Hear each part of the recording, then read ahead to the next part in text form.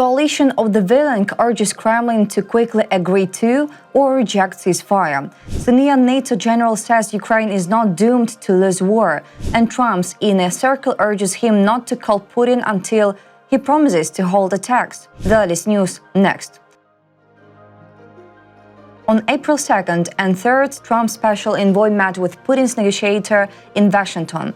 Now the US is awaiting his report to the Kremlin chief before taking further steps toward resolving the war in Ukraine, informs Bloomberg. The meeting between Steve Witkoff and Kirill Dmitriev took place a few days after US President Donald Trump expressed his disappointment with Russian President Vladimir Putin. This was due to the lack of progress in negotiations on a ceasefire in the Russia-Ukraine war. Now, according to a person familiar with the course of the negotiations, the US is waiting for Dmitriev to report back to Putin before the parties take any further steps. Bloomberg also cited a Russian official after the negotiations. Steve has been really focused on solutions. I think there is an understanding for how we can move to finalize the agreement, and there have been lots of discussion in that realm. Media outlets also report that US officials are increasingly frustrated with the slow progress of negotiations from Moscow's side. What seemed like a breakthrough last week on a partial truce in the Black Sea quickly evaporated after Russian officials stated that the issue depended on lifting sanctions. In particular, this statement contradicts the US declaration outlining the parameters of the deal. Additionally, Russia and Ukraine have exchanged accusations of failing to comply with the terms of the partial ceasefire, including striking energy facilities. US President Donald Trump's entourage advises against calling Russian President Vladimir Putin until he commits to fully halting fire in Ukraine, reports NBC News. According to two officials from the administration, no conversation between Trump and Putin is planned for now. The officials warned that the president could suddenly decide he wants to talk to the Kremlin terrorist. However, they told him that a phone call would not be the best idea unless Putin had informed the White House that he agreed to a full ceasefire in the Russian-Ukrainian war. Earlier, Trump told NBC News that he planned to speak with the Kremlin terrorist this week. He also mentioned that he was very angry at Putin for saying that Ukrainian President Volodymyr Zelensky should effectively resign. Additionally, NBC reports that Putin's envoy Kirill Dmitriev met with White House officials and Republican lawmakers last night. However, it is unclear whether Trump attended the meeting. Dmitriev also met with Republican Senators Lindsey Graham and Markwayne Mullin at the request of the US president.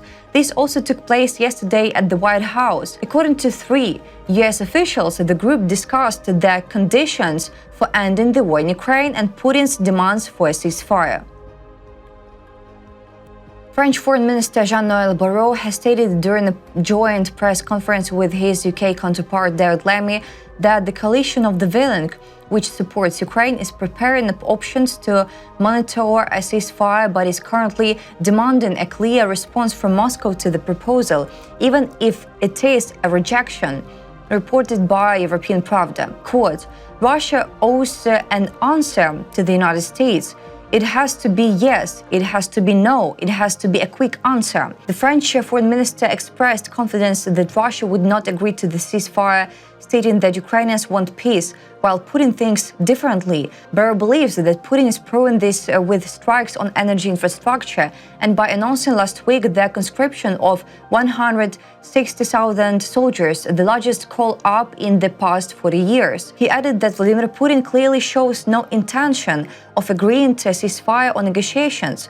Barrot also stressed that Ukraine has made a major concession by agreeing to the US proposal for an unconditional ceasefire, while Russia is violating the arrangement by continuing its strikes on energy infrastructure, continuing its war crimes, and has yet to give a final answer on its readiness for a ceasefire. He confirmed that military leaders from several countries in the coalition of the Willing would arrive in Ukraine on Friday, the 4th of April, to discuss security guarantees.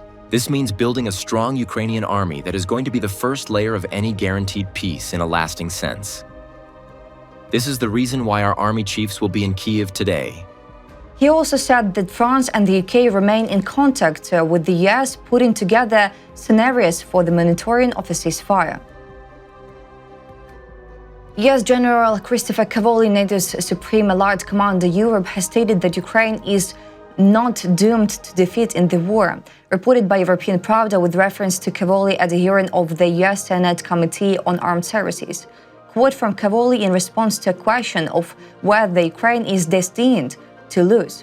No, Senator, thank you for the question because I think it's an important one.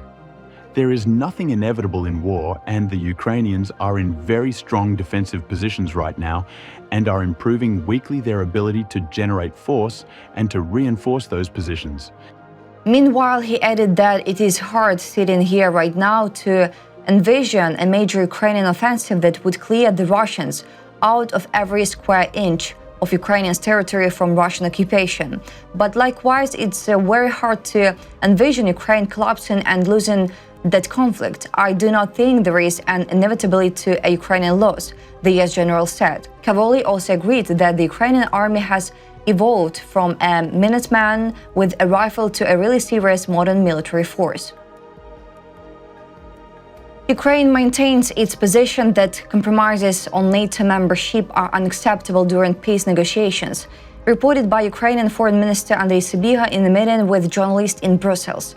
The Ukrainian minister said that at the NATO-Ukraine Council meeting, he informed allies that Kyiv remains firm on its NATO aspirations. There are fundamental things Ukraine will not accept, and one of them is the impossibility of a third country having a veto on our aspiration to become a NATO member.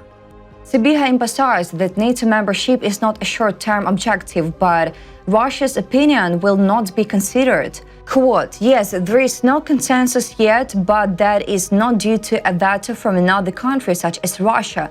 The minister believes that Ukraine's accession to NATO is essential not only for Ukraine itself, but for the entire region.